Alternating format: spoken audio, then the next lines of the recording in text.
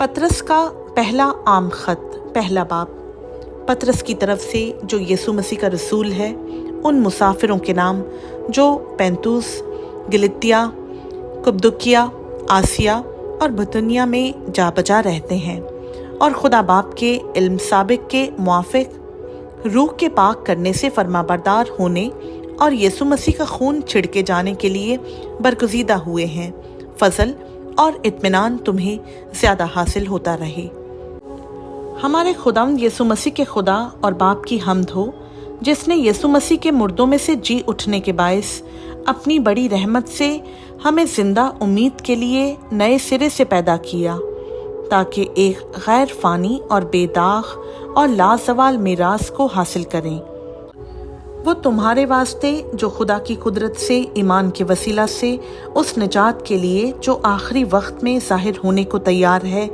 हिफाजत किए जाते हो, आसमान पर महफूज है। इसके सबब से तुम खुशी मनाते हो, अगरचा अब चंद रोज़ के लिए ज़रूरत की वजह से तरह तरह की आजमाइशों के सबब से गम ज़दा हो। और ये इसलिए है कि तुम्हारा आजमाया हुआ ईमान, जो आग से आजमाए हुए फ़ानी सोने से भी बहुत ही बेशकीमत है, यीशु मसीह के ज़हूर के वक्त तारीफ़ और जलाल और इज़्ज़त का बाइस ठहरे। उससे तुम बेदेखे मोहब्बत रखते हो, और अगरचा इस वक्त उसको नहीं देखते तो भी उस पर ईमान लाकर ऐसी खुशी मनाते हो जो बयान से बाहर और जलाल से भरी है, और अपने ईमान का मकसद यानी रूहों की निजात हासिल करते हो। इसी निजात की बाबत उन नबियों ने बड़ी तलाश और तहकीक की, जिन्होंने उस फजल के बारे में जो तुम पर होने को था नबूवत की।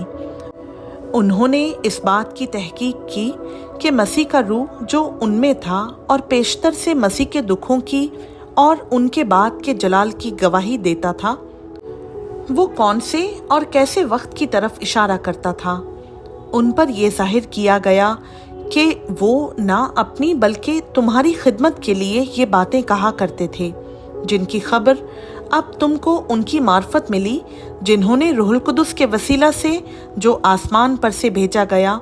तुमको खुशखबरी दी, और फरिश्ते भी इन बातों पर गौर से नज़र करने के मुश्ताक हैं। इस वास्ते अपनी अक्ल की कमर बांध कर और होशियार होकर उस फजल की कामिल उम्मीद रखो जो यीशु मसीह के ज़हूर के वक्त तुम पर होने वाला है, और फर्मा बरदार फरजंद होकर अपनी जहालत के ज़माना की पुरानी ख्वाहिशों के ताबे ना बनो, बल्कि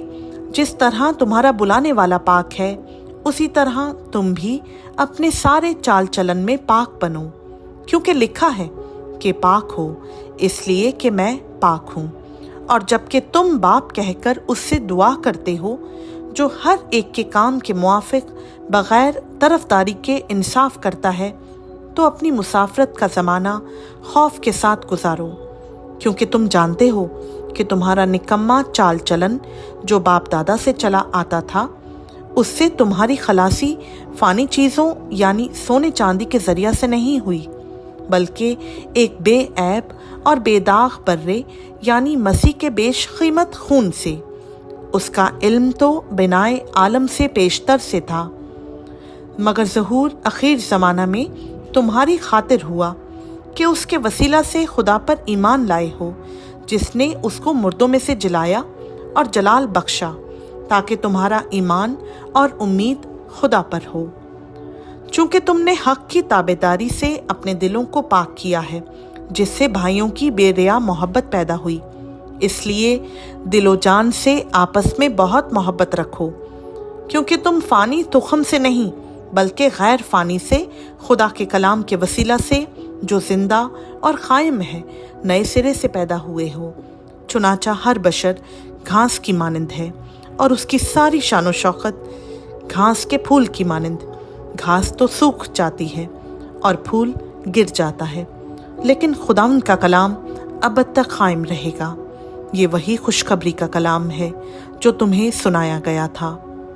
खुदावंद का पाक कलाम का पढ़ा, सुना, समझा और कबूल किया जाना हम सबों के लिए बाइस बरकत हो। आमीन।